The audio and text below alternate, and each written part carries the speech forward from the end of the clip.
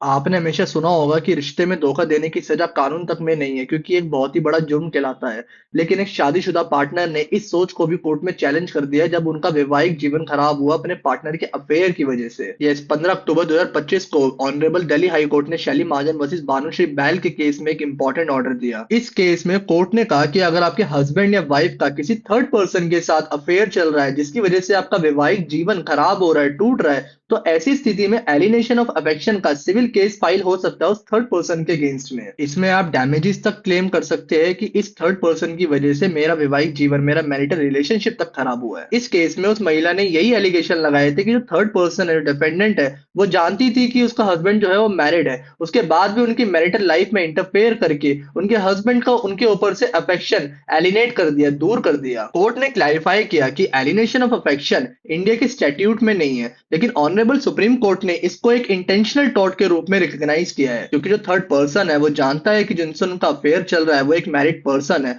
और उनके अफेयर की वजह से सामने वाले की मैरिड लाइफ तक डिस्टर्ब हो सकती है। और सबसे जरूरी बात, कोर्ट ने बोला है कोई मैट्रिमोनियल डिस्प्यूट नहीं है, क्योंकि मैट्रिमोनियल डिस्प्यूट मैरिड कपल के बीच में होता है, बल्कि ये तो थर्ड पर्सन के टॉर्शियस एक्ट पर बेस्ड एक सिविल रॉन्ग है, जिससे सिविल कोर्ट्स की जुडिक्शन बिल्कुल बार्ड नहीं होती है। इस सिनेरियो में वो पर्सन उस थर्ड पर्सन के अगेंस्ट में एलिनेशन ऑफ अफेक्शन का सिविल केस फाइल कर सकता है, जिसकी वजह से उसका वैवाहिक जीवन खराब हुआ है, डिस्ट्रॉय हुआ है, और साथ ही डैमेजेस तक क्लेम कर सकता है। ये इंफॉर्मेशन और रेमेडी उन लोगों के बहुत काम आएगी जो अभी सिचुएशन में सफर कर रहे हैं और वो नहीं जानते कि वो क्या क्या कर सकते हैं और उन्हें क्या करना चाहिए। और अगर आप ये ऑर्डर पढ़ना चाहते हैं तो बस वीडियो के कमेंट में अपना मैसेज ड्रॉप कर दीजिए, आपको डीएम के थ्रू दे दिया जाएगा।